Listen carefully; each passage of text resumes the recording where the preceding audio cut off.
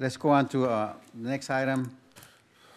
Public hearing to consider the recommendation of the Planning Commission on negative deck 1402, prepare for change of zone 1402, and general plan amendment 1402.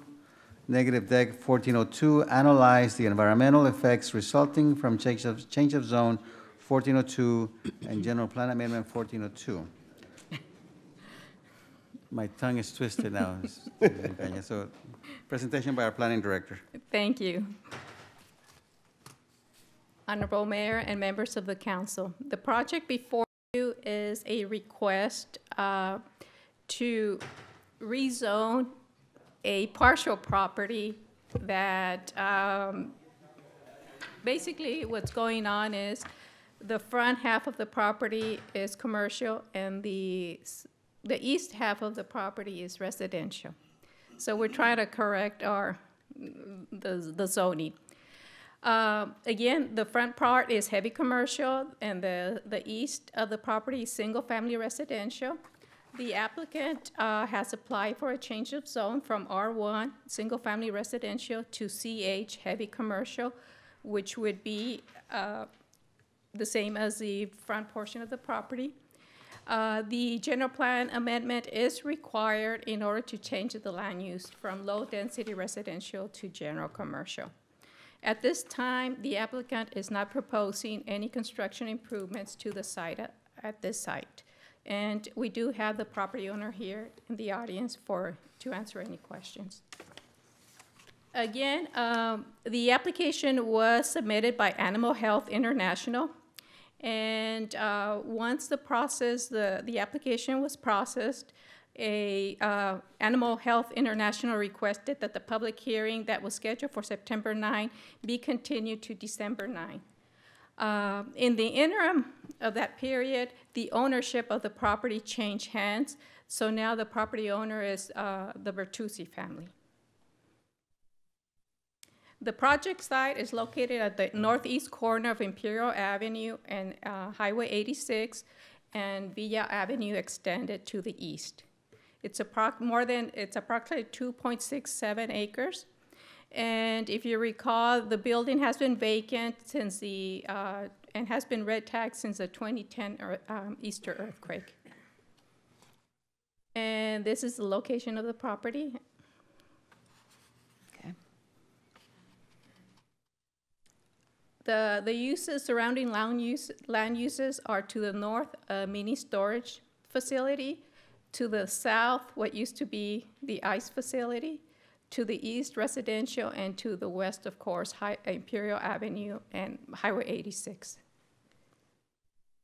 Again, the current zoning, heavy commercial and R1. The proposed zoning would include the entire property to be heavy commercial. And the current land use designation, general commercial and low density residential, which if the general plan amendment is approved, it would turn the entire parcel to general commercial. This is the current zoning. As you can see, the east half of the property is R1, and it's only one parcel. And the west side, which is the frontage of the property, is heavy commercial. So if the general plan amendment and change of zone are approved, this is the way it's gonna look. Everything will be heavy commercial within that project, within that site. Again, the current land use designation, as you can see, general commercial, and it would change to the entire site. A negative declaration was prepared, and the negative declaration was circulated for public comments. Notice to the property owners and to the public was published in the Ivy Press, and a public hearing was held on September 9th, at which time there were no comments from the public. These are just a couple of photographs of the existing building.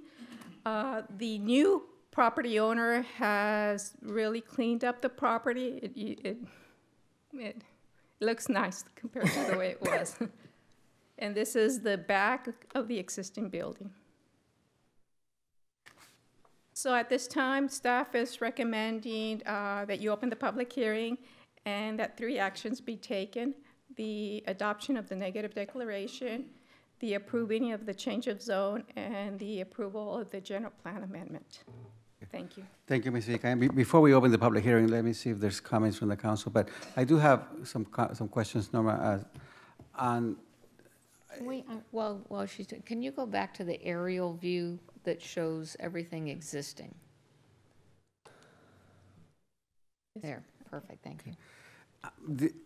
It seemed to me that the reason why we're proposing to do heavy commercial is to be consistent with the east side of Highway 86. That's correct. Everything, most of the east side of Highway 86 is heavy commercial.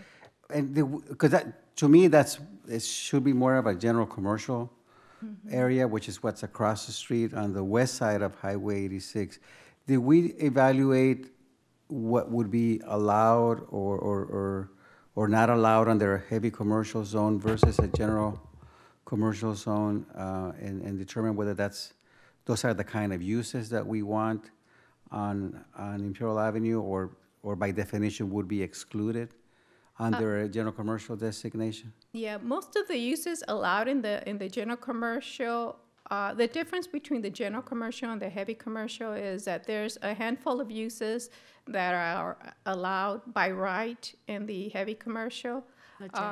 Such as, let me refer, if I may, to the, if you look on your packet, page 20 and 21, there's a table that if you look under the heavy commercial, most of the uses are permitted by right. There's P's, all, and if you look under the CG, there's, for example, ice cream manufacturing would be allowed in the general commercial with the conditional use permit. In the heavy commercial, it would be allowed, excuse me, by right. It should be a residential use. Yeah. As you can see, there's very few things that require a CUP under both the general commercial and the heavy commercial. Under the heavy commercial, recycling collection centers are allowed by right, but yes, but in the general commercial, they require a CUP. So those are basically the different uses. Okay. Norma, the distinction between general commercial and heavy commercial, and I don't know if you can answer this, but what does that do in terms of property value? Does it increase it if it was to be considered heavy commercial, or, excuse me, if it's considered to be heavy as opposed to general, does it do anything in terms of the value of the property? Mr. Cardenas, I'm not really in touch with the property values. I'm afraid I cannot answer that. But basically, the heavy commercial would allow for more industrial uses, light industrial uses, whereas the general commercial, there's conditional use permits required for those uses most of the time. Okay. Let me start with Ms. Walker. Ms. Villacana, can you tell me, I guess if we rezone this, my concern would be, and that's why I asked you to put the picture up, are there people living in these homes just to the east of the proposed project site? Yes, we have residential just to the east. Their access to the site is from Pico Avenue, right north of that. It's kind of not a very clean line where the properties that used to be county, so there's easements and right-of-ways and things that are coming from Pico Avenue to allow access to those residents. And I think you included as part of your report that there's no current plans to develop the site, but kind of project maybe 4 or 5 years down the road and the property owner does want to construct something on this site, how would we buffer that so that the residents to the east, especially the one right on the lot line there, would not be impacted? Right. by Well, this decision? Well, the first thing that, depending on what the proposed use, we would require a site plan review. Under the site plan review, we would analyze the use and the impacts to the residential areas. Most likely, it would require some kind of block wall. Again, depending on the use, maybe noise. So we would look into that during the site plan review. Because I had a similar question to you. What does it do to the property value of that home if this becomes combined use? And I think, I know what we're trying to do is to that's a single lot, correct? It's a No, So single, we're trying to yeah. have, to consolidate a single zoning designation for an entire lot. But that will do is that will extend the heavy commercial zone on this particular To lot the- further to to the the east. than anywhere Whereas all the else. others That's right. are closer to, they're smaller lots that are abutting Highway 86. So that just extends that designation quite a bit more. The way it's, the land use right now, it doesn't allow for development technically because you got to look at residential land. So if you want to bring in develop a large facility or project, it would be, there would be constraints to doing that. So that's why I think the property, and again, the property owner is here to answer questions. Let me see if there's more comments on the council before we do that. Mr. Cardenas, anything else? No, thank you. Ms. Walker, anything else? Raya? Mr. Jackson?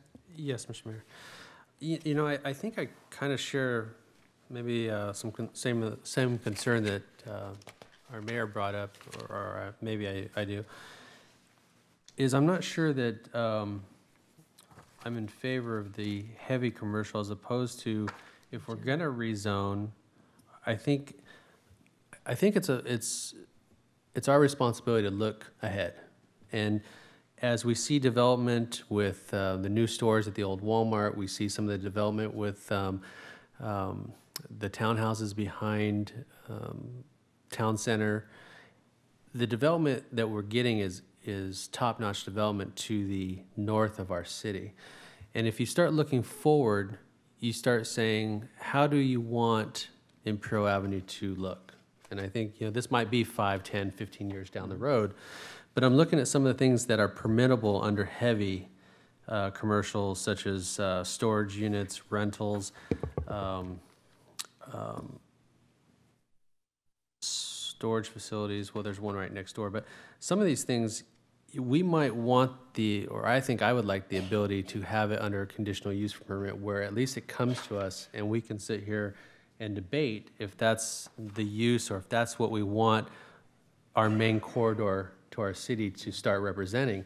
When you have such a distinction of heavy commercial where it's permittable and it really takes it off the table from whoever's sitting here, I'm not sure that I'm comfortable with that because I see our city really evolving, and I think a lot of us are, especially in the north end.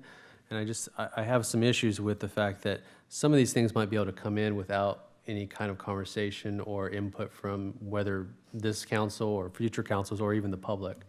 So I would prefer to see if we're going to take a move to rezone that, and I realize that you're trying to get the continuity of the entire parcel under one zone.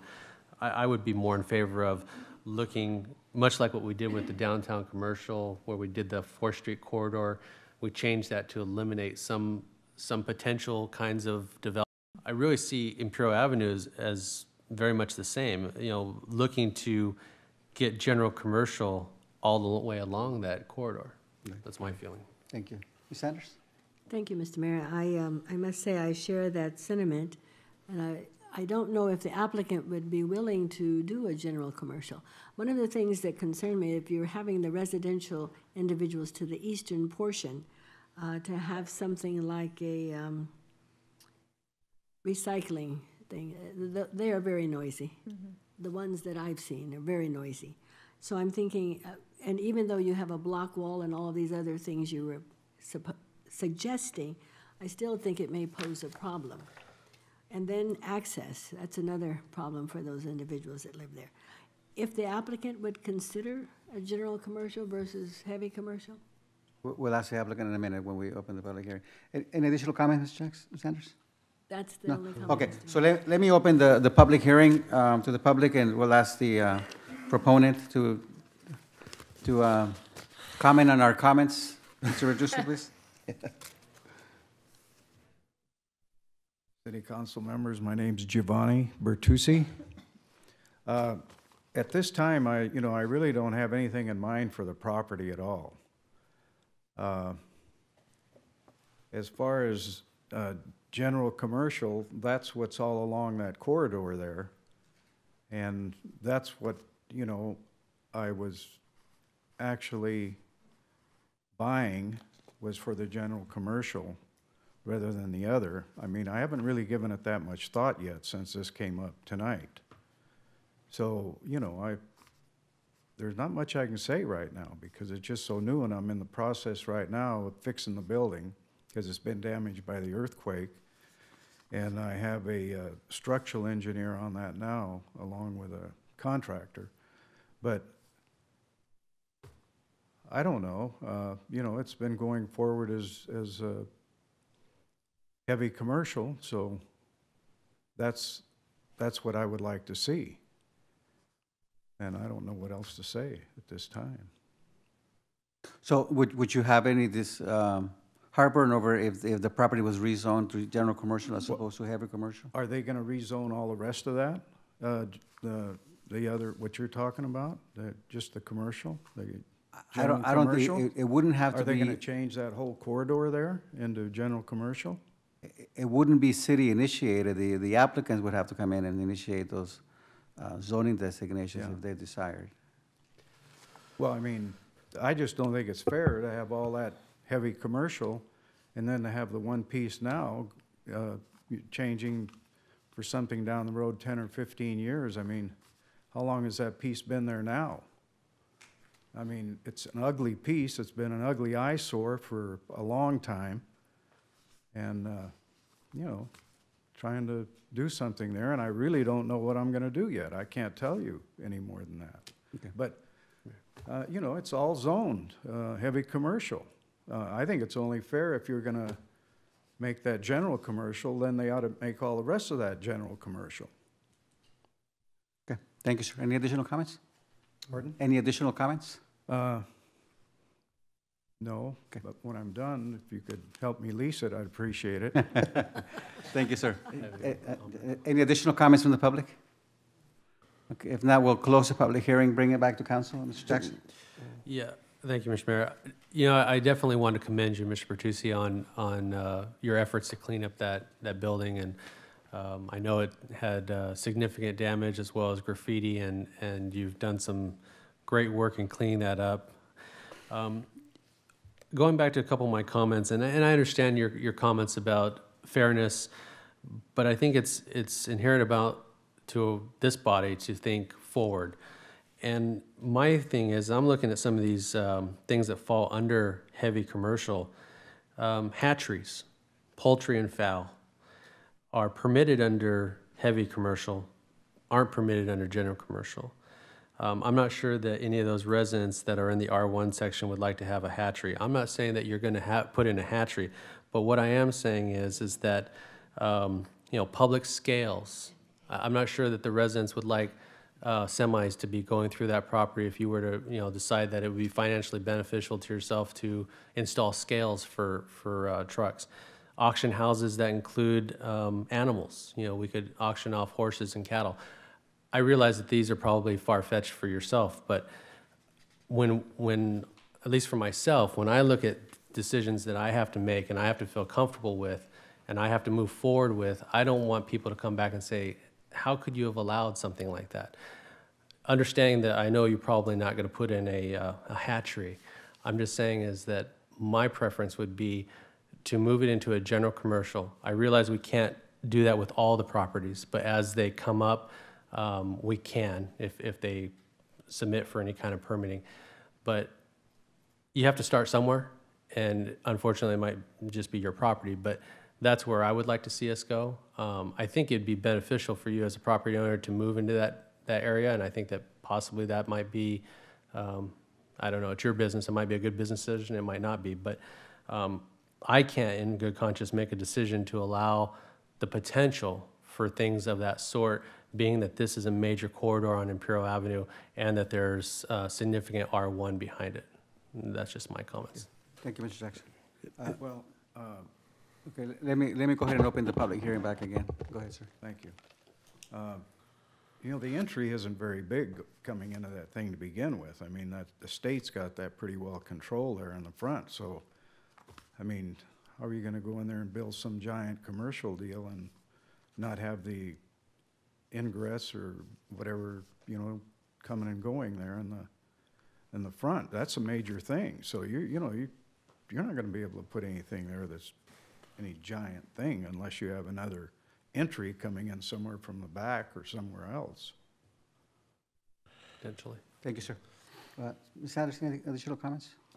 You know, I have, my sentiments are very similar to Mr. Jackson's on this particular issue. I am concerned about that. And I know that the CUP would allow certain things, Mr. Bertucci, I was going to say Giovanni, but excuse me, Mr. Bertucci.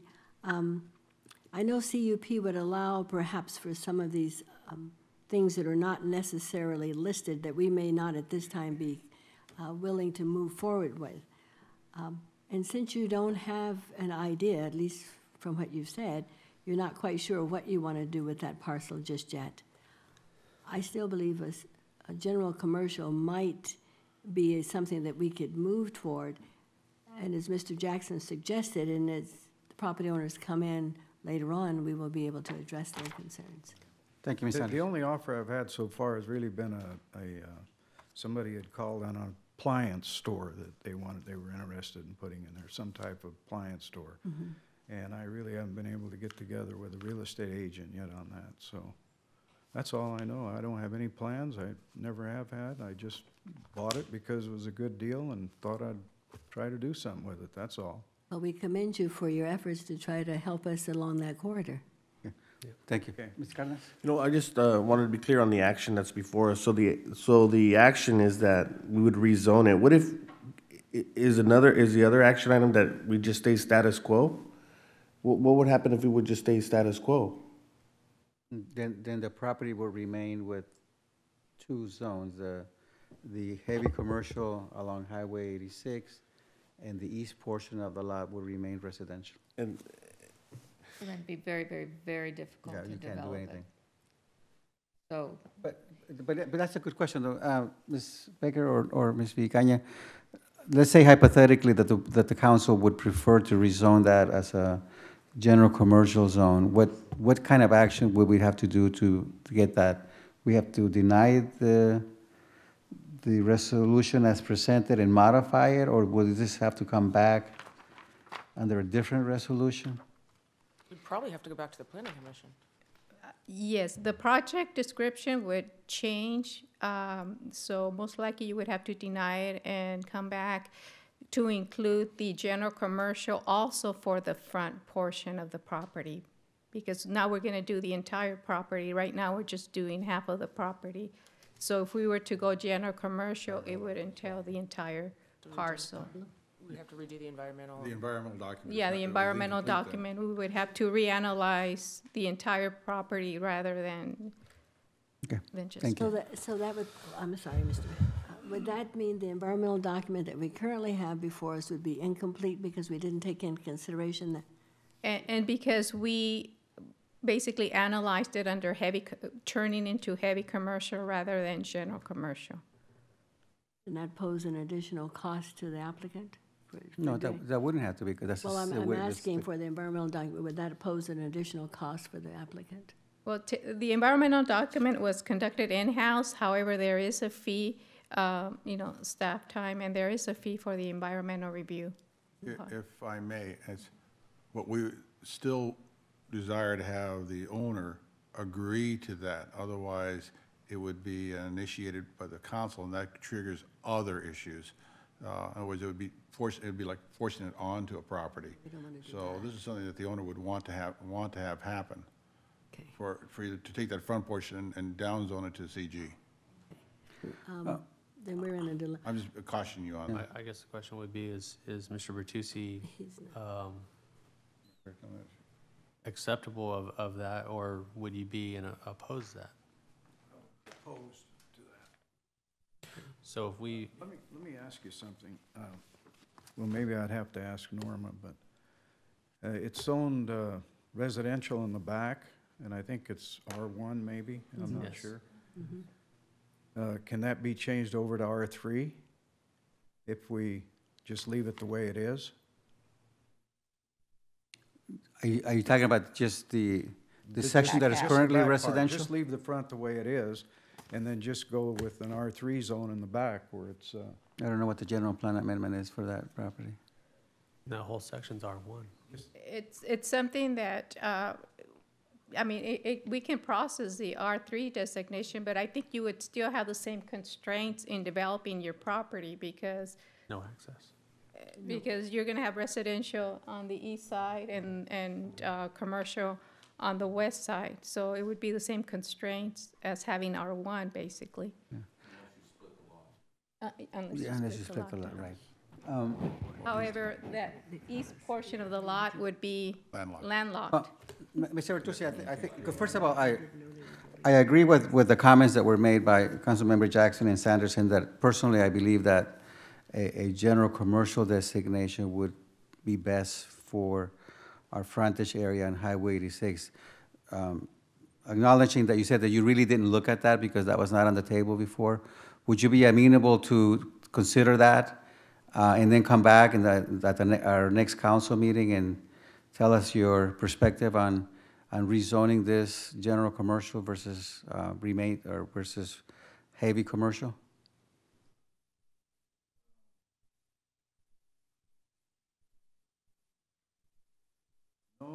no, I really don't. I think I want to stick with a heavy commercial, is what I want to do.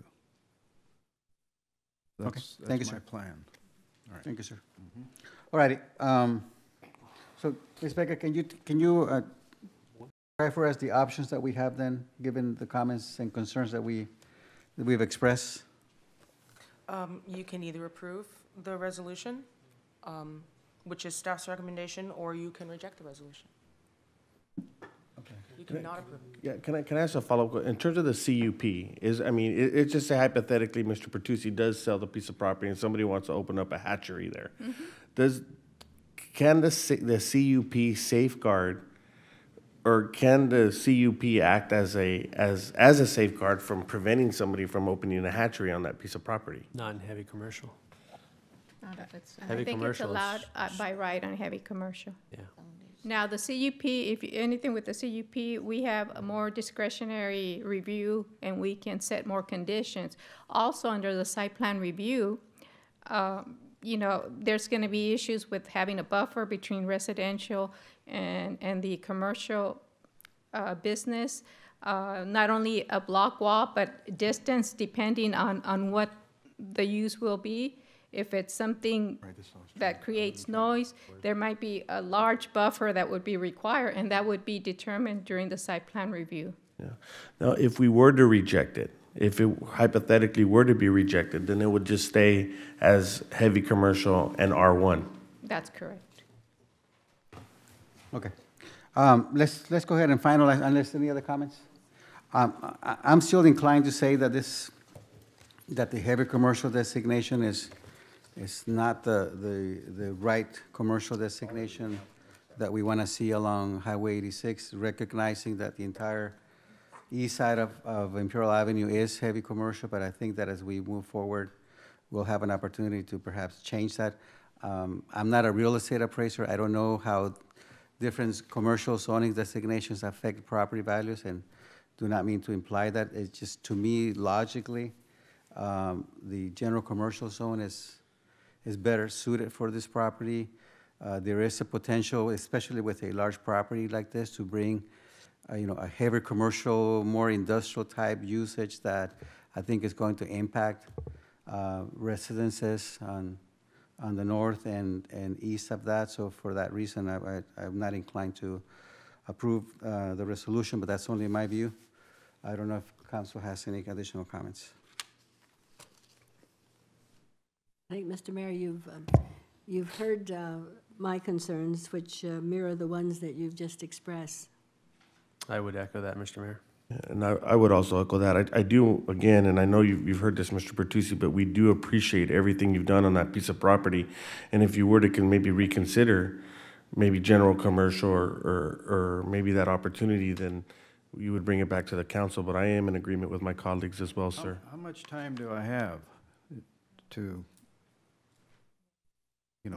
think about this? If I may, for the council, and Mr. Bertucci, the only item you have on before you right now is the eastern portion of that property. So you're either going to, it has nothing to do with the part on the street. That is not even before you today. So the only resolution you're looking at accepting or not accepting is that eastern portion. Anything else is a separate process under the California Environmental Quality Act. So that's why I was cautioning you on that, is the things that you're interested in are not in this hearing. Okay, the things that we have expressed an interest in are not before us. Correct. Well, and okay. so really what's before us is the rezone of the R1. Yes. And what's before us then is to consolidate that into a heavy commercial. I can count to 3, and I can see that the general commercial is the overwhelming desire of the council, I think. Well, overwhelming might be misstating. It looks like that's the direction we're going to go. If that were to happen, I would hope and expect staff to expedite the process as much as possible to help Mr. Bertucci get to yes, which is a rezone to the general commercial, if that's ultimately what we decide to do. And I would hope that you would have the commitment of this council and the city manager to move through this as expeditiously as If I go possible. with general commercial tonight, will we get a vote on it? It doesn't sound like we don't have the legal ability to do that right now based on the resolution that's in front of us. So we would have to go back and start with the planning commission and come forward to the council with a general commercial designation. Well, I need a couple of weeks then to think about it. But is it safe to say, Mayor, that there is some sort of consensus that we would support general commercial for both of those proproperties? Yes. Mr. Mayor, if I Yeah, you're would, talking about you have a both secret properties, process to go through, and to start taking action consensus is inappropriate. Okay. I don't want to mess up the project you want to do and I have it don't know what overturned I'm later. gonna do. I don't have any idea. But I think what apologize. We're trying to get to yes, and unfortunately, this venue currently, with what's before us, Gio, does not allow us to get to that yes. So that means you say 2 weeks. 2 weeks seems like a reasonable time frame, providing all other pieces fit. And Well, but the way I understand Mr. Duran and Ms. Becker is, it sounds like the consensus from the council based on comments that we've heard, that we're going to not approve or deny this resolution. I'll give you the third option, I think it is. Perhaps you postpone we can Continue the public postpone. continue this item How about that? That was the until original the next suggestion. council meeting, and we'll repost it, and we get some direction. In the meantime, myself and staff will have discussions with you. I This think way, you I- don't lose That's the idea. anything. That's a good idea. Hold everything in It's a good idea. place. I think we need to look at it, because actually what we're doing is kind of downgrading from a more restrictive and use, I right? agree. So, I think so. so it should be a lot easier than moving the other direction. So I think that what this council would be interested in is hearing what we can do, recognizing there's certain timelines, what we can do to expedite. Yes, and staff will meet with Mr. Bertucci and maybe go over that, the uses. Yes. Maybe he's fine with it. I know that he inherited this application process because it wasn't initiated by the Bertucci's. Okay. So maybe it's something we can work with Mr. Bertucci. Okay, very Do well. we need a So- motion to continue? Yes. Well, let me close the public hearing, make sure that gets on the record. Public hearing. A public hearing open? Just a moment, we'll make sure. Well, We may want to keep the public hearing open. Okay. we're For going to 2 weeks. continue it and keep the public hearing open? Is that what the clerk is checking. suggesting? And that affects the following 2 items as well. Yes. So it's item 6, 7, and 8, no, sorry, 6 and 7. Just 2 items. 5, 6, and 7. 5, 6, 7. Yeah, 5, We don't 6, have to 5, repost. 6, 7. Okay. So so the motion is to So, continue. but we did take action to approve item, Or, do you have the amended? I'm sorry, agenda? yes. Yeah. Yes, I'm sorry. Correct. So we are going to continue items 5 and 6. 5, 6, and 7. 5, 6, 7. 5, 6, and 7. Okay. For the, our next council meeting? February 17th. We require a vote on that, Ms. Baker? Yes. Okay, so is there a motion? I'd like to have a motion from council to, So moved. okay, so let's see who Second. pushes the button first. Oh. Well, but we don't have the buttons up here yet.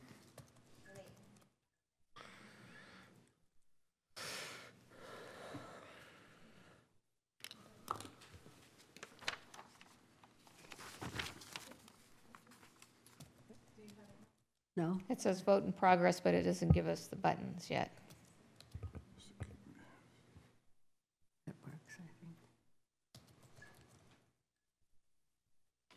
They're faster than the machine.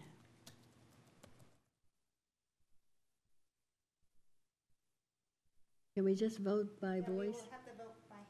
Okay, so motion by, who moved? I'll move.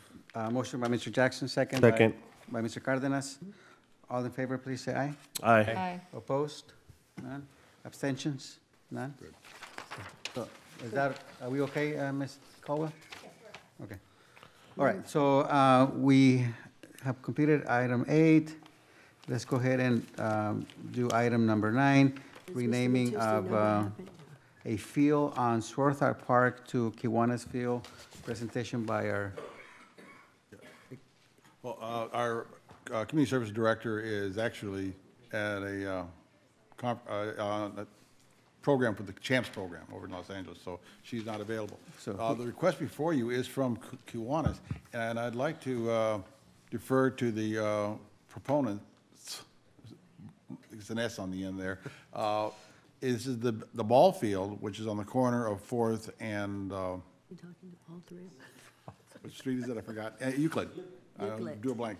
And designating that ball field as Kiwanis Park. And that request came through. It was presented to the Community Service Commission and recommended for that field.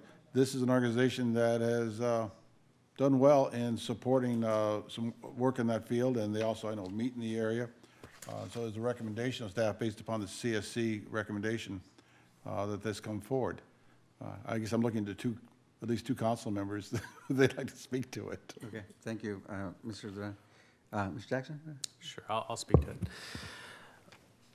2 years ago, the El Centro Kiwanis Club saw the need to get involved with Swarthout Park in partnership with both the City of El Centro and with the IBEW, International Brotherhood of Electrical Workers. The El Centro Kiwanis Club contributed funds, a round total of about $20,000 of hard cash, many hours of community service to it, and of course the labor in partnering with IBEW. All the labor was donated. There are several other community partners that really assisted in this project. Rexall, which is a local electrical warehouse, significantly discounted the materials, so that $20,000 of hard cost for the materials was probably more like 25 or more. So there are several people that have stepped up in helping with this project. Certainly, we have as a council and as a city staff, we've seen the need to rehab that park, and I commend our Parks and Rec staff and our community services director in really getting some of these things done for that area. The El Centro Kiwanis Club wants to continue using the Swarthout Park as a means of service to the community. It was suggested that the current president request by writing to the Community Services Commission the renaming of the fields to Kiwanis Fields. There is a scheduled rededication of the park coming up in February 19th, I believe. And in anticipation of hopeful passage of this tonight, the Kiwanis Club, in conjunction with city staff and Parks and Rec staff specifically, have looked at the area of the, it would be the southwest corner, southwest corner of Swarthout Park, in installing a three-sided sign on one of the large telephone poles that would be, it would indicate Swarthout Park, Kiwanis Fields, and hopefully would have that completed and installed for the rededication on February 19th. One thing I can speak to is El Centro Kiwanis, obviously a local service club, has taken part in other projects within the city, specifically something that's very similar would be the Debbie Pittman Park, which was tens of thousands of dollars of hard monies to that project, as well as countless hours of service time. And we've all seen what that did to that park and that those fields for the girls that play there. So El Centro Kiwanis has a history of supporting its community. Obviously, one of the most significant mottos of El Centro Kiwanis and what our mission is to support the children of our community and our youth. And I think that that this would be a very nice honor for the El Centro Kiwanis Club, and would keep the Service Club also with continued support of that Swarthout Field moving forward. So, Thank you. Mr. Cardenas? I echo Councilmember Jackson's comments, and I am in support of it. I know they've done a tremendous amount of work, and I really like the fact that they do keep the Swarthout name and they're just renaming the field. So I think it's a great concession, a great partnership. I'm actually excited about it, so I would support the name change. Thank you. Ms. Walker? I'm hoping that this encourages other service clubs to step up and think that, okay, if there's a Kiwanis Field, then maybe there could be, I don't know what, Rotary Field or something else. So I think Kiwanis and other service clubs are to be commended. Government can't do it on its own, and we really do look to volunteer groups to provide a whole lot of support for the programs, and so congratulations. Thank you. Ms. Sanders, any comments? Ditto.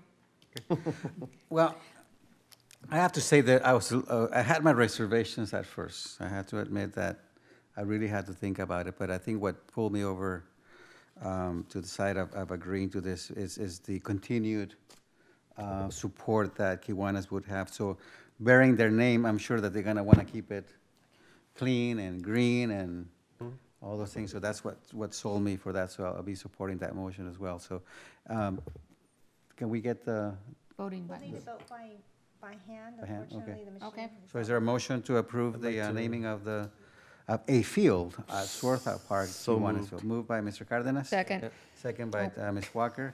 All in favor, please say aye. aye. Aye. Opposed? None? Abstained? None? All right. Thank you very much. Thank you. Item number, Oh, well, that's acceptable. or the next item on the agenda is our mid-year budget review for fiscal year 2015, presentation by our Director of Finance.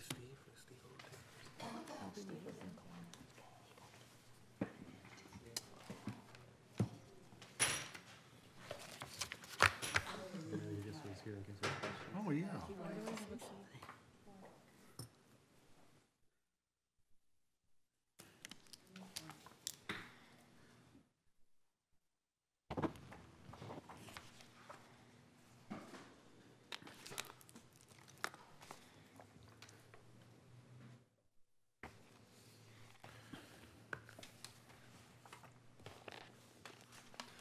Mr. Mayor, if I may, while Letitia's setting that up, just for our colleagues to know, the last portion of the renovations from the Kiwanis side and IBW will be taking place this Thursday morning, where IBW will have a work crew along with some Kiwanis members in finishing some wiring and moving of electrical boxes. And specifically, since Chris is here, I'd like to thank Chris.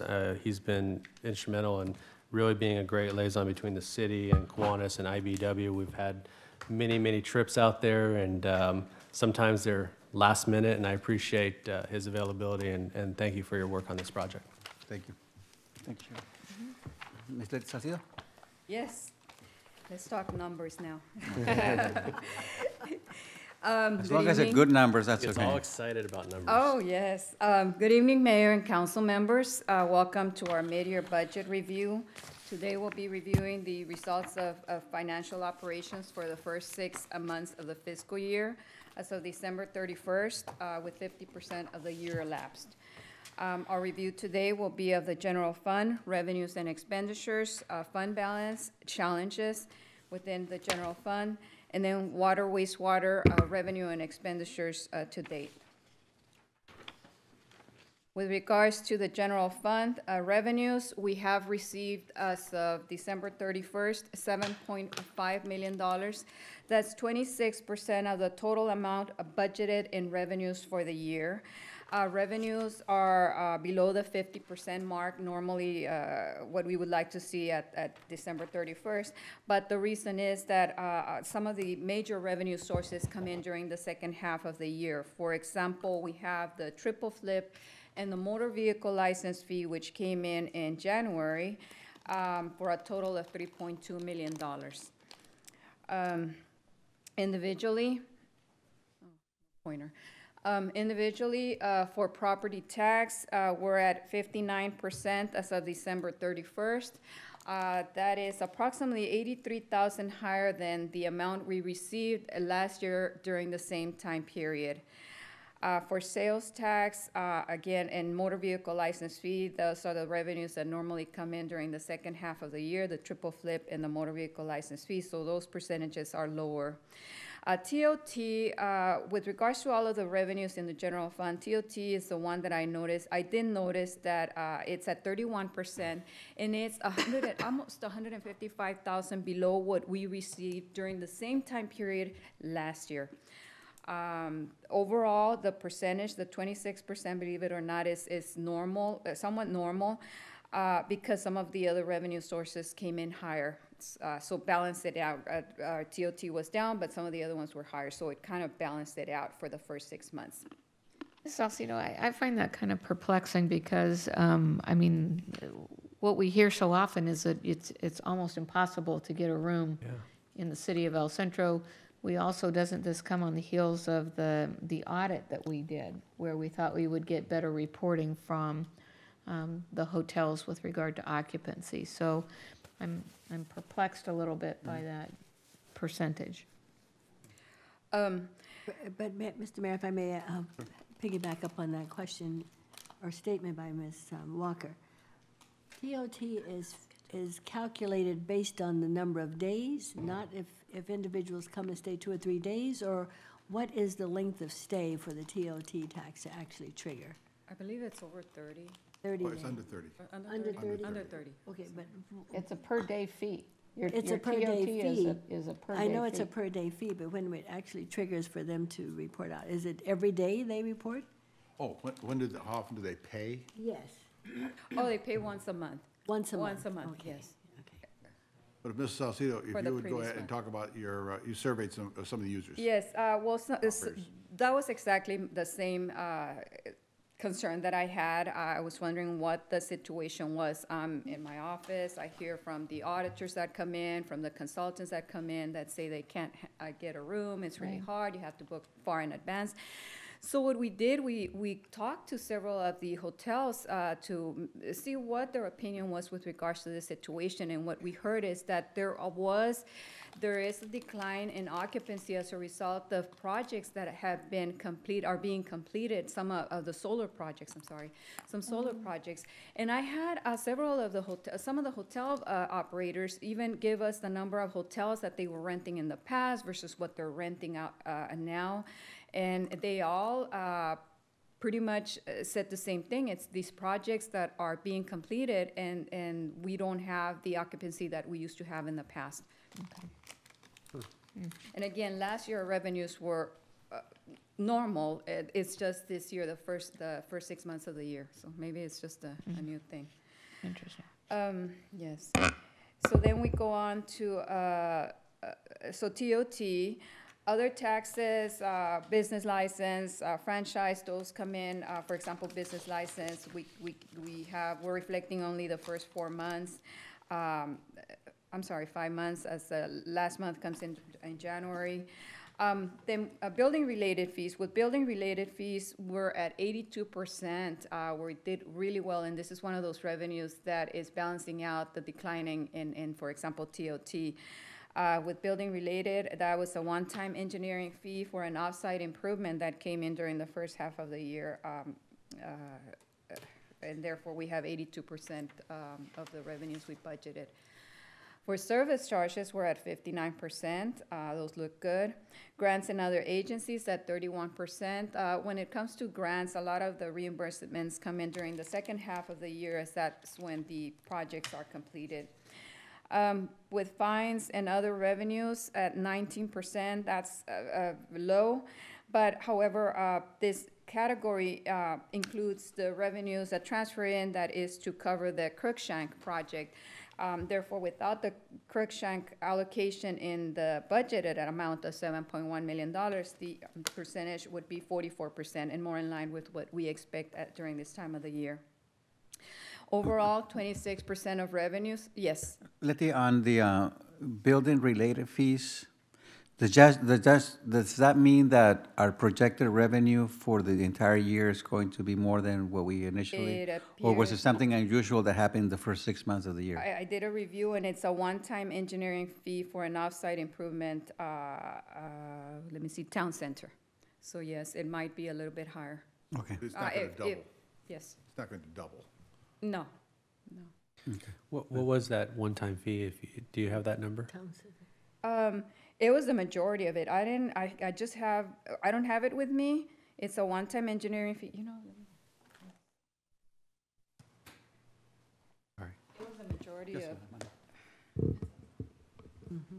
Around 280 or something.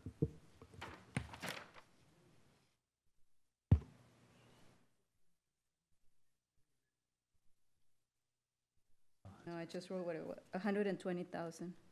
Oh, that's it? Please keep in mind that those fees come in and go back out again, because they pay for services, Right. for engineering reviews and such.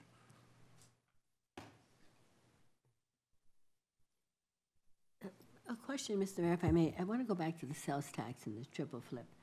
So we have received 2 quarters, correct? Or the triple flip in the motor vehicle license fee, or just a triple flip? Just the triple flip. Triple flip, we haven't received anything as of December 31st. We received our first payment in January, and that was $1.4 million. Okay, all right, So basically what's reflected here is just sales tax. the sales tax, all right. Thank you. Thank you. Go ahead. With regards to expenditures, in the general fund, we have spent $11.8 million, which is 41% of the $29 million that was allocated for expenditures for the year. With line by line, the general government at 59% has spent $3.1 million. That's above the 50% mark. However, we have a couple of expenditures that we pay at the beginning of the year, one of them being liability insurance in the amount of $1.2 million, which was paid the first month of the year. With regards to police and fire at 46 and 43%, those are on track, and they look good. With regards to public works at 10%, that's substantially below the 50%, but again, this is the category that includes the Crookshank project. Without the Crookshank project, the expenditures would be 41% and more in line with what this time of the year. Engineering at 40%, and that a little below the 50, some salary savings, vacancies. Building at 46%, looks good. Planning, 38%, some salary savings, again in this category too. With regards to park maintenance, in park maintenance at 51%, we had some capital expenditures at the beginning of the year, various parks, parking lot improvements, electrical work done to some of the lighting at the parks. For recreation at 40%, some of the activities within recreation are seasonal, and they happen during the latter part of the year. Library looks good at 48%. Economic development and blight elimination at 42%, some a little bit low. We transfer some of the we do salary allocations and we charge them some of the salaries to the grants, and therefore a lower percentage spent in this category. Transfers out, that's for other post-employment benefit. We have spent 50%, allocated 50%, and then our cost allocation to the enterprise funds, we're on track with 50% transferred to the general fund. So overall, we're at 41% based on the $29 million, which includes Crookshank. Without that project, we're really at 47%, and again on track with our expenditures as we budgeted them. Fund balance. When it comes to fund balance, we started the year, or we're projecting, we started the year with $12.9 million, and then we're projecting, revenues per the budget and expenditures of $29 million. However, during the first 6 months of the year, we have already made some budget adjustments in the amount of $910,000. The major one being the allocation for the library demolition, $700,000. So if we deduct, and then the $200,000 for various parks, capital improvements. So overall, $910,000. If we deduct that from our beginning fund balance, we are projecting an ending fund balance of $12 million at the end of the fiscal year. $12 million, we have per the city's financial reserve policy, we have designated it for the various liabilities. We have designation 10% for economic unknowns. We have set aside funds out of fund balance in a designation for vehicle and major equipment replacement of $3.7 million. Now, this category, I should note that we need to build up approximately $15.8 million to be able to replace the capital that has already been fully depreciated. It's an area that we need to improve on, a line item that we need to improve. Accrued liability at $1.5 million, right on track with our liability. And then we have a Crookshank contingency of $1 million. That project is, we think that the cost is going to be anywhere from $4 to $6 million. We have $4 million in the budget. We have $1 million in contingency, for contingency in the fund balance. Then we have also set aside out of fund balance an amount for a building replacement of $2.5 million. This is an increase from the $2 million that we had designated as of last year. Then there's a little bit left over for revenue stabilization. Should revenues not come in, we have an amount allocated of $281,000 to make up for it. Overall, $12 million projected ending fund balance as of the end of the year. It's a strong fund balance. It's all been reserved and allocated for the various liabilities. But we have some challenges. And Ms. Salcido, that's what I was Yes. going to ask you, if I may, just real quick. In Yes. terms of a designation, should we have a designation and a reserve, considering the challenges that we have with CalPERS? Shouldn't we start setting maybe some money aside to address it? Because I know that is a challenge in your backup. It says that we're looking at probably a $1.4 million deficit. Why wouldn't we designate a reserve for that? It is a potential liability. However, the plan is to, your ongoing expenditures, to be able to cover them from ongoing revenues. It's good to have reserves in case 1 year our revenues drop and we can't meet our expenditures. We have somewhere to pull from so that we can pay those expenditures. Yes, it is a good idea.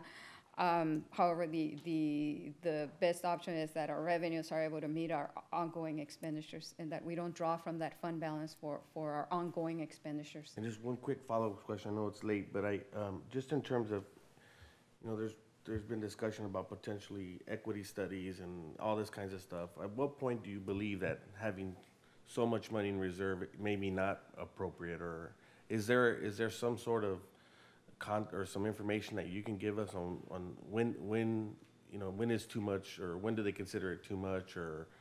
As you can see, we have our own policy, and our own policy it calls for various reserves for all these potential liabilities. So until we meet all of those potential liabilities, that's when I say we have too much. As I just mentioned, vehicle and major equipment replacement, we have $3.7 million.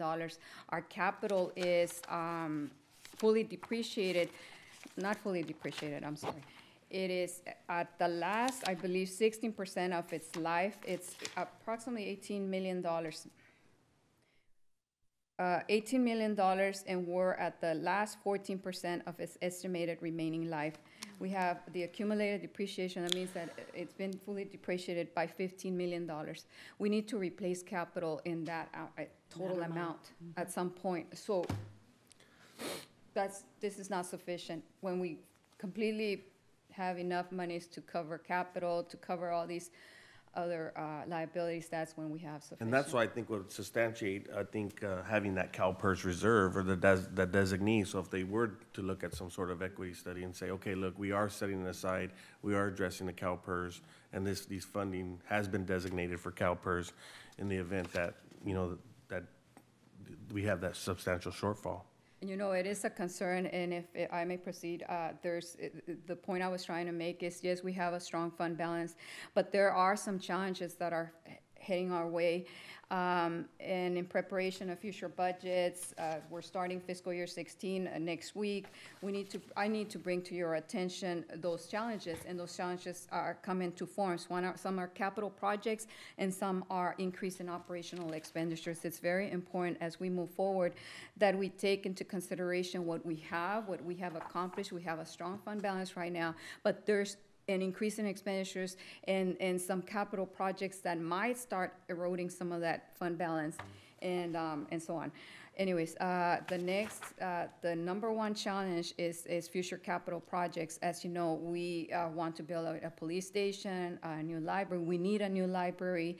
We have the Crookshank cleanup project, and we have the aquatic center, and I put in progress. They're starting early stages, but I put in progress. The total amount as of what we know now, is for those projects is $27.4 million, not including the aquatic center. Not including? Not including. It's 13, and I'll go into the numbers in my next slide. For the police and fire, police and library building, we're currently conducting a feasibility study to determine what the needs are, what the building requirements are to meet those needs, and to get a better estimate of what the cost for those facilities is going to be. As of now, we did an estimate. We believe that the cost for a police station, with what we know now, is $12.6 million.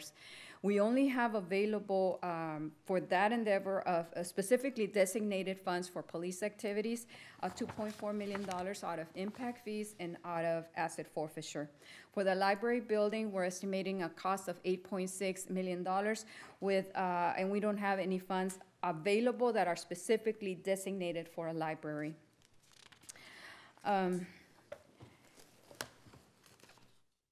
We have for those projects, set aside funds for those capital projects for the potential use of either a library or a police station. We have $8.5 million, six of which came from RDA bonds, and then $2.5 million, which we already saw is in our reserve. We also, as I mentioned before, have an additional $2.4 million out of police impact and asset forfeiture. So in total, we have about 10-point-something million. But again, the cost as of now for a police station is 12.6, and the library is 8.6 million. For Crookshank, we have set aside $4 million, and we have one in the reserve fund balance.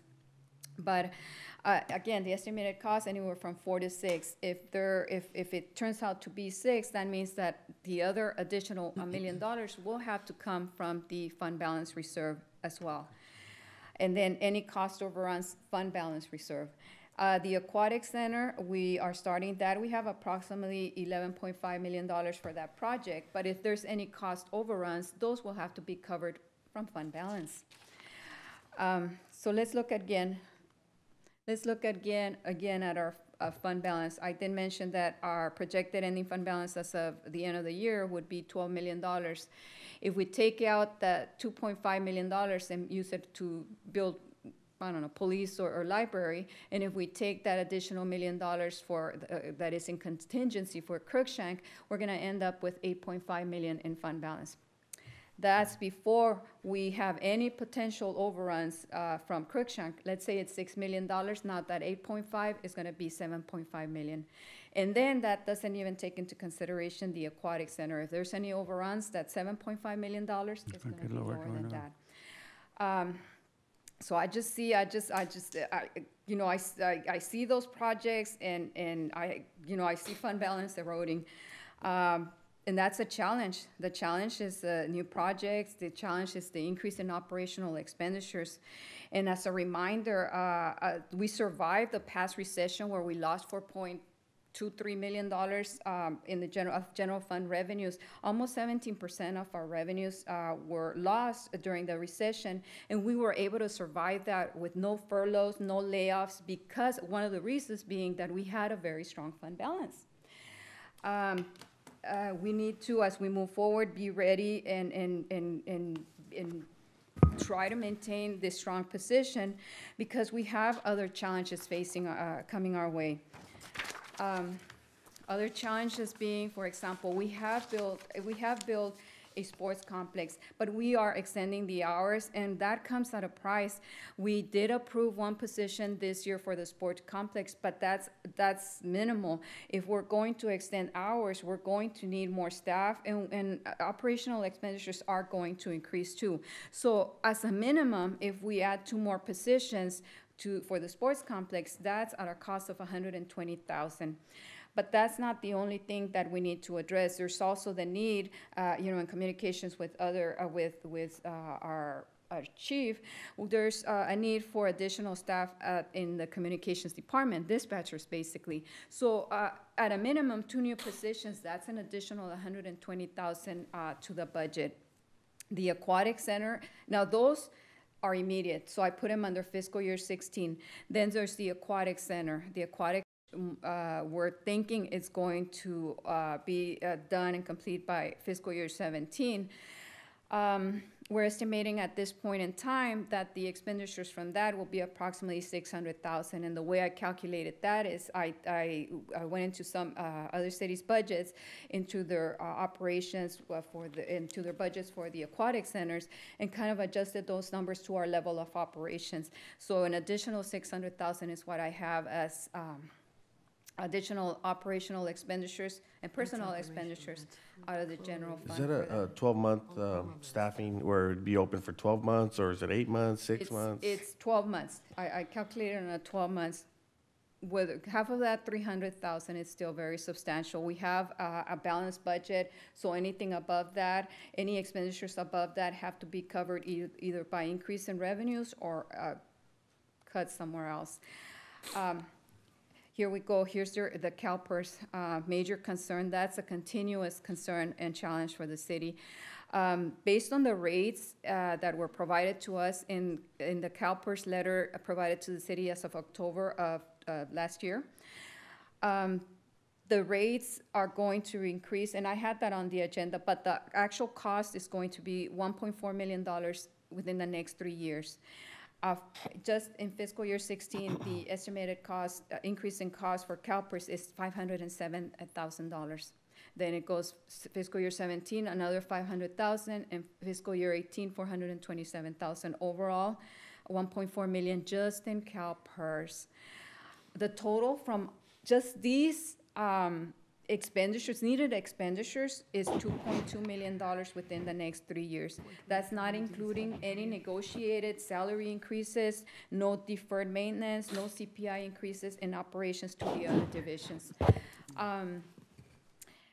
That's within 3 years. let's forget about the last 2 years. In fiscal year 16, just from the increase in CalPERS and the sports complex, and let's say if we were to fill those positions in the communications departments, that's an additional 740,000 in expenditures. That means that we have to come up with an additional revenue of 740,000 to be able to cover those expenditures. That's not counting anything else.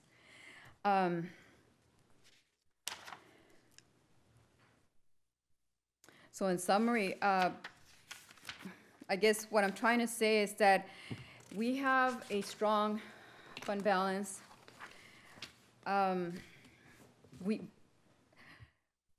We have a big challenge, and the challenge is our limited resources and the growing list of needs.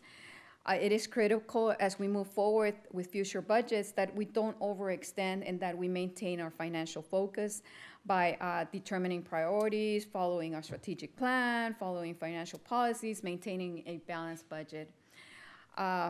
Overall, our current financial condition is strong. We have a strong fund balance. We have a balanced budget, but there's too many challenges coming our way. One of them, the main one is the CalPERS. It just continues to increase year after year after year. That one, it's not discretionary. That one, we have to meet it one way or another. The other ones, well, we can play around with it, but still deferred maintenance has to be met. Capital replacement has to be met. I understand capital projects, and then operating expenditures for all the other divisions.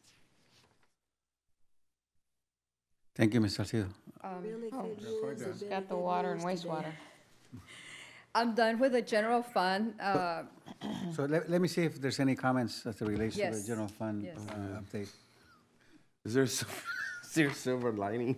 I think Wait it's- for the good news? I think it's a mixture. It's a mixture of good news, bad news. Like It's I not- said, we have a strong fund balance. We have a balanced budget. But there's challenges. There's challenges. I think, Mayor, if I may, Yes. and I want to give this council, that they should stand tall. There are 6 cities in bankruptcy in the state. These are large cities, city of Riverside, city of Vernon, city of Stockton. These are not nickel and dime deals. San Bernardino. So the ones that are, and you're not in that position, and some of you were here when I came here, one of you was, and just right after I arrived, and you chose you chose to do it differently. And that's why we're having this conversation of, we have challenges, as opposed to, we're meeting in closed session with a bankruptcy receiver. That's the difference. And so I want to compliment the council on their focus. Absolutely. But it is daunting when you look at it, unless you, if you will, have eaten this bird a bite at a time. So it's, Eating the elephant. But, And also also remember that, and I had that slide in my previous presentation, fund balance was $2.4 million, I think 2 years before I started. So we've come a long way. We're good. We have a strong fund balance. We have policies in place. We have accomplished so many things. Sports court, we're building a pool. There's a lot of things going on, but there's also those challenges that we have no control over, increase in CalPERS expenditures. We have to meet it. Of course, Ms. Walker And and we I have were, to start planning for that. Ms. Walker and I were lamenting earlier on having to spend $5 to $6 million on the cleanup of the Crunchak site and having no impact on the quality of life of our residents in El Centro. Zero. Okay. Water and wastewater? Yes, water and wastewater. Those should be quick. Both of them are doing well. For example, for water, our revenues are at 52%. They're doing great, right on track. For expenditures, we're at 41% for operating expenditures, which is good. It shows 38% for total expenses, but that's because some of the capital projects have not, we don't have any expenditures for some of the capital projects. Those are going to get done the second half of the year. With regards to wastewater, we have the same situation, revenues at 54%, and right on track. And then expenditures at 18%, well, operating expenditures at 49%, so right on track as well. The non-operating are the ones that are lower, but that's some capital projects that are pending that will be addressed probably in the second half of the year. That concludes my presentation. Any additional comments, questions from the council? No, Thank you. go ahead, Ms. Sanders. Thank you. You did, okay. Thank you. I just wish to commend staff. I know every year we hear this. I want to applaud you for crunching the numbers, and you said, let's talk numbers, and it's a good thing that we do, because that gives the council insight as to how we're tracking the needs of our community. Not only tracking the needs, but being able to actually move forward in meeting those needs. We're pleased to see that while the fund balance is solid, the challenges are there, but from my perspective, this council has always risen to the occasion and will be able to meet those challenges head-on. So we want to commend you and your staff, Ms. Salcido. Thank you. Mayor, before you finish, there's a part of a report that you covered so much. On page 10, there is a paragraph, and it's important. It's the 5-year financial overview. Yeah. Much more of your questions are going to be answered at the next meeting when Ms. Salcedo goes over the 5-year. Why is it not here? It's because it's so much information. I recommended that we break this into 2 pieces. You look at where we're at today and where we're going the next 5 years. So you got a little snippet of what's coming. That's why you saw some numbers. But a 5 much years more will- in-depth review will be next in 2 weeks. 5 years, we'll have that Crookshank dump cleaned up. Yeah, and we'll all be celebrating because it's going to make such an impact. Jackson? Yeah, thank you, Mr. Mayor. You know, we say this it seems like about every 6 months. We commend Letty and her staff, but I'll echo Ms. Sanders' comments that, you know, there's a reason you continue to receive awards and make our city proud. I will say that, you know, echoing what Mr. Duran said, we are in a much better shape than any of the other cities in this county and many of the other cities in this state. Yes, we have challenges. Yes, we have big dreams sometimes. You know, there's things out there that we want to provide for our citizens, but I don't think that's a bad thing. And I think this council has demonstrated that we don't jump in without looking at all the facts, and we make very prudent decisions. And I think we'll continue to do that. And with the guidance of our finance staff and director, I think we'll be fine. So thank you. I always like to go to SCAG and brag about how well we're doing financially to all the other 6 counties. And you make us, you and your staff always make us look good, and we appreciate it. Thank you. Cardenas? And again, just great job, Leticia.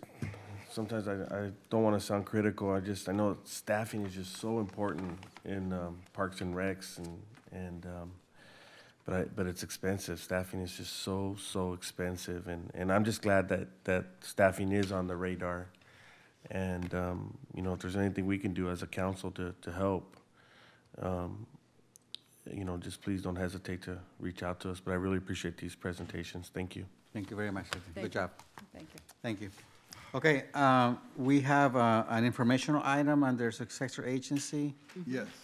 So I'll be presenting also for Ms. Piedra. The letter you're seeing before you was sent by the state, and it indicates their finding on the asset transfers.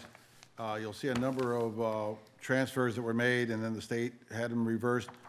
For clarification and transparency, all the transfers out in the first place was because the state asked us to, and then they asked us to reverse that. And so the last line of that, it says in that letter, no further action is needed. So we did exactly what We did exactly what we did. We went in all directions for them and came back to the same point, and no further action. Thank you, Mr. Duran. Any questions from the council? Oh, that gave me a headache. Really? I mean, That's, if you read the letter, it's so confusing. If you read, It is, if you read the oversight board letters that we get from, they read the same way. They send you each direction, and then they come back and they change their mind and reverse it, and we reverse it. So we've met all their requirements, and so after a very long letter, it's no further action is the needed. amount of wasted resources to get to that point is just overwhelming. And what we need is an oversight board in Sacramento that looks at that kind of nonsense and holds somebody accountable. problem is the people that are making those decisions would appoint the oversight. All right, any additional comments, council? Okay, nothing to do with the successor agency. We'll combine our task force and council reports. We'll start with Mr. Cardenas. Yeah, just real briefly, Mr. Mayor, I do want to just share that I did attend our Public Safety Task Force. Things are moving along very well with our feasibility study, and I want to give compliments not only to our chief, but our city manager, and we have some great timelines. Things are moving forward. Our chief also implemented a Coffee with the Cop, and I think it's a great community outreach program where they're looking at venues and places where people can have coffee with one of our police officers, which is great. And I do want to thank our police chief for that. Also, don't want to steal too much of Councilmember Jackson's thunder, but we also attended the Film Commission, and there's going to be a filming of a new movie here in March or April and May, and the movie's called Arms and the Dudes, and it's a film it's a Brad Cooper production company that's going to be using the same building again here. There's going to be about 2 days of film, several days out in the desert off of Huff Road at the airport, but about 6 weeks total in filming of folks. But it's called Arms and the Dudes, and it's going to start here in the next couple months. So I'm pretty excited about it. Johan, I don't know, I'm not really good with the actors and stuff, but one of the actors is Johan Hill. I guess he's kind of a comedian type of guy. Jonah Who is Hill. it? Yeah, he's, I was thinking Jonah Brothers. I don't know. Who is it? no, he's come out in a lot of movies. Yeah. So he's going to be out here. Brad Cooper, I don't think he'll be out here, but it is his production company that's going to be out here. So I'm really looking forward to that. That abandoned building has really turned into Yes, a gold mine. yes. We hope we never fix it. Yeah. You just keep getting movies filmed there. So this is Right after. yeah, this is going to be happening. So there's sets, there's all kinds of stuff that's going to be really happening here. They're actually going to be reaching out to our chief, both of our chiefs, and that's one of the reasons they came back is because they appreciated our public safety department. And so that's kind of some coming attractions on the Film Commission. And then I also just left you guys a fundraiser. You don't have to give money. All I'm asking you is that you go to Panda Express on the 12th and 13th. So we have about 2,500 of these flyers. If you're able to go to Panda Express, 20% of that sale is going to go to Parks and Recs equipment for our city.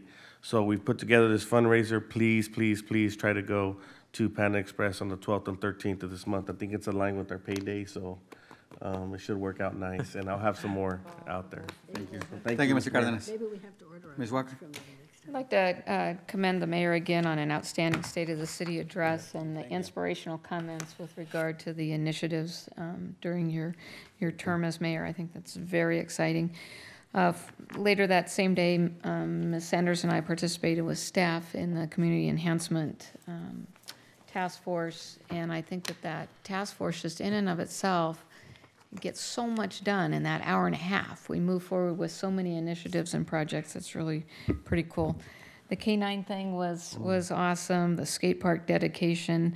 After the skate park demonstration that night, and I don't know where you went, Mr. Jackson, but the Joint Chambers of Commerce sponsored a candidate boot camp. And they asked me to participate there as one of the presenters. I got away. Yes, you did. You left. So that was kind of interesting. That was out at the fairgrounds. I have a flyer. They're looking for readers at Heber School Library Yeah. on Thursday. Did everybody get Yeah, I did, this? and unfortunately, I'm going to be out of town. I am going to be in Sacramento, so if I'm there's one of the anyone that's... readers. I'm one of That the is You, gonna readers. read. okay. Good. I have an extra flyer there. Preview upcoming attractions, the City of El Centro is bringing down a group from SCAG, the Aviation Task Force Advisory Committee, is coming down to participate in the air show, do some tours south of the border. They'll be here for 2 days, March 12th and 13th. Looking forward to that. And I'm going to put in a shameless plug for my son Casey. Yes. Had a book published. It's called Last Days in Shanghai. And it actually was, he kind of got the idea for that one when we went to China with YK America several years ago. So out. Awesome. We need to make sure that the library has a copy of that, and then we'll get it signed, so, Zip books. there we go. Thank you. Mr. Jackson? Yes, thank you, Mr. Mayor. Yeah, again, I'll echo Ms. Walker. Great State of the City. I think a lot of positive comments from the community and the members that attended. I always like to see and watch elected officials from other cities. I think there's a lot of envy there when they come and watch how we do things, and that's a good thing. So congratulations on a great State of the City. Obviously, the skate park and the canine swearing in was great. The canines, I think, are just going to be a great addition to our city, and I think are going to make us all very proud. I was invited by IVDC to a reception they had where they invited 9 it's BPO and contact centers. They say don't call them call centers, but in essence, they're call centers and what they call backroom production or processing, medical billing, things like that. It was actually a very interesting night. 9 separate companies from all over the world. They were able to corner them and get them all here. We had a reception and a dinner and presentation that night. The following day, IVDC took them to several places throughout the valley. I believe Rabobank was one, IID. Then they went across the border and saw some of the factories and processes down in Mexico. And to my understanding, there's already been 2 of those 9 have contacted them and want to continue talks in doing business in this community. I think the one thing I took from that meeting was we really are starting to think regionally, and I think that's a great thing for this community. You had representatives from all the different cities, from the county, IID, and of course, there was a lot of do's and don'ts that was provided by IVDC, and I think that was a nice guidance for a lot of us. And there was no, hey, come to my city over going to another city. It was, hey, come to Imperial County. And so I was very happy to represent our city at that, and I think there's some good things to come. Lots of jobs. A lot of these businesses that are looking at this area, we're talking 200 to 300 jobs. And so that's a great thing. I'll touch just briefly on something Mr. Cardenas said, our Public Safety Task Force. We have 11 proposals for the feasibility study. I'll be sitting on that panel, and I believe we might be meeting. Chief, do you know if we settled on Thursday or? Yeah, okay. So we're going to be looking through those. My understanding from the commanders is there's some very good feasibility studies, so we're looking for certain good things there.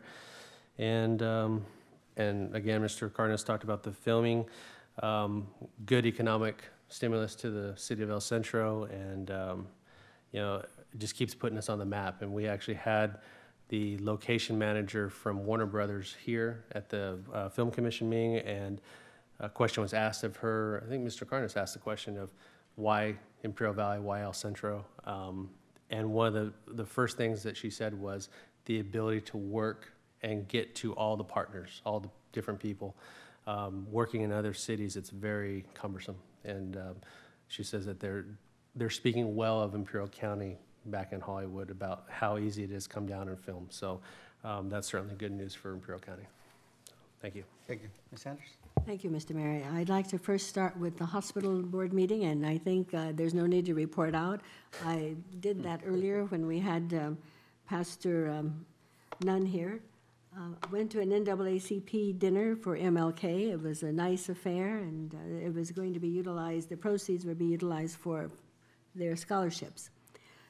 Happy to be a part of the groundbreaking of our skate park. Then I'll move on to ICTC. Mr. Nava from Brawley will be the alternate to be the designated member of CalCog, and yours truly will be the alternate. We've gone ahead and moved forward with a van pool, and I think you may have read that in the paper. The van pool and all the numbers of miles that they travel will be fed back into ICTC to help expand our ability as we go out for grants. So that's it. Thank you very much. I want to thank the council. Appreciate it getting up early on the day after the council meeting and being here for the State of the City address. And I have to thank Mr. Duran and his staff, and Grace and Spectrum, who put that wonderful PowerPoint presentation together for doing all the work. I just spoke, and they did all the work, and it was an incredible day for me, and very well received, as the council has indicated. People have, made comments about the goals that we want to, that I'm hoping that the council will support me with this year. I'm going to be meeting with Mr. Duran probably in the next couple of 2 or 3 weeks and kind of map out what we have to do to make sure that those goals get accomplished over the next 11 months. But thank you for being there, as well as the groundbreaking for our skate park. Again, very well received. Nice article on the paper that supported the park being built along with the K-9 unit. As the chamber indicated in their report, I went and visited the communication center in Mexicali.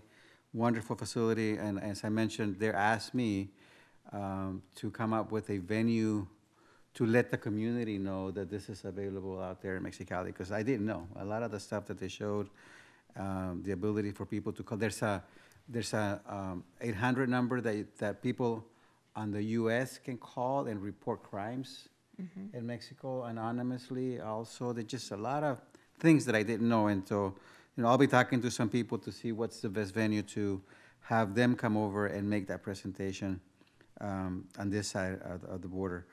The league dinner also, thank you, Ms. Walker, for being there, Ms. Sanders. There's, for those of you that have been there, there's, at the end of the meeting, there's a brag time where every city goes and kind of brags about what they have done in the previous quarter. And our list is always longer than other people, so. Can I just say, though, that the true highlight of the meeting was Ms. Sanders leading a rousing Yes, thank version you. of Proud Mary. Yeah, that was memorable, Ms. was. Sanders. It was. Let's support Ms. Becker and her effort to win the Dancing with the Stars gala. I met my partner. Have you He's started practicing yet? 30 years younger than me. And we start Monday. Awesome, Okay. awesome. Because of the expected interest in the next hospital board meeting, the hospital meeting will be held here in the council chambers, because it was just totally, the meeting where we normally meet, it was just totally inadequate for the kind of crowds that were there last time. So a question was raised, whether the council chamber should become the regular meeting place for the hospital meetings from here forward. I think that they're working with staff and working and developing that. I did talk to Alex Calderon, and I told him that if that happened, no food is allowed in the council chamber. So the meals that we have, no, you can't. You're not going to be able to do that. So he was going to survey the board and see if there's an interest after I told him that, that those wonderful meals that we get are not going to be possible here in the council chamber. So I think that's all. Thank you for that. Thank you for waiting all night. We're going to adjourn. Into the conference room 8, because they have to do some things in here. Okay, we are going to, is there a motion to move into closed session? So moved. Yeah, we need a motion. Motion by Walker, second by Jackson to move into closed session. Good night, everybody. Good idea. 9:06. Well, I want to take a snack. I need up and move. Tell them to clean over there. Longer meeting than I thought, but then again, once I saw some of Parks my and Rec. favorite people, I knew it was going to be.